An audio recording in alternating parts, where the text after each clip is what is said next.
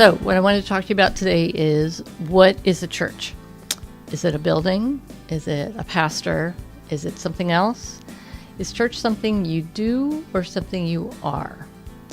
So biblically speaking, the church is a body of believers. It's believers that come together to give hope to the hurting, healing to those that need it, and the good news of the gospel to others. We, as a body of believers, have been tasked with being the hands and feet of Jesus. Love God, love others, make disciples. So what I've found is that unfortunately some people think that all the jobs that God gives us are somebody else's responsibility. There's a feeling that, they are going to do all that stuff. They won't miss me if I don't come. I'm just one person. They don't need me. So there are a ton of jobs that need to be done at church. And if we all take the attitude that they are going to do all those things, then who actually is going to do them? I'll just take some of the ministries that I staff or volunteer here with at Trinity and just give you some of my thoughts. So we have 3 weekend services here at Trinity. We have ushers, greeters, welcome center folks, medical volunteers, security volunteers, worship assistants, slide and sound personnel, video operators, Sunday school teachers, cribbery, volunteers, worship teams, choirs, bread bakers, money counters, coffee social hosts, parking lot attendants, and deacons. That if we all left all those jobs to them, who's going to do the 100+ jobs that need to be done every weekend? So women's ministry is another one of my areas, and so I'll just take a project that's coming up soon, and that's the Easter egg project. So over 4 days, we make a couple thousand Easter eggs. We make couple thousand pieces of chocolate candy, lollipops, chocolate-covered pretzels, stuff like that.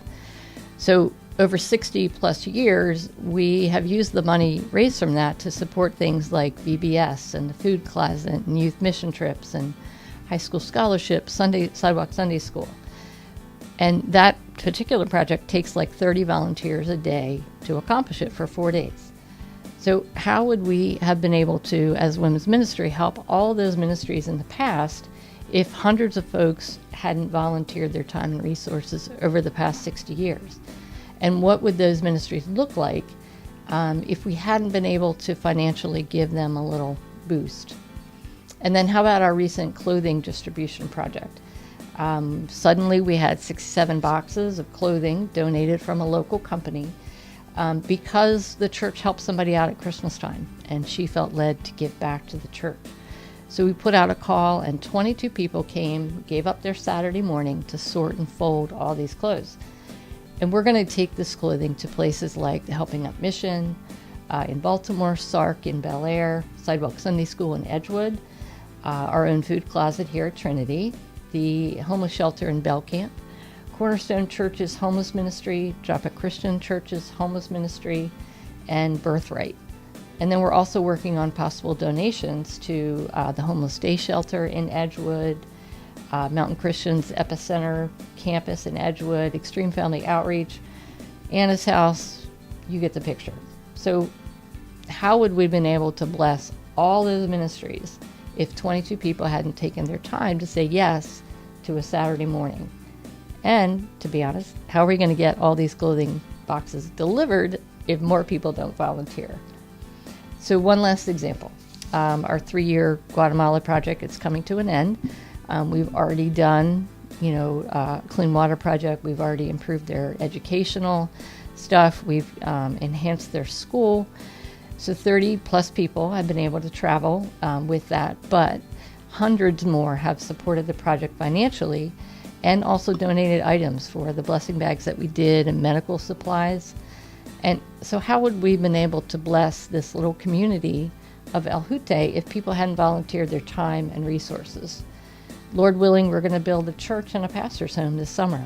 And we could not have earned the right to preach the gospel to the village without the groundwork that we've laid over the past several years. How would they know that God loved them and had not forgotten them had we not been able to do this for the past couple years?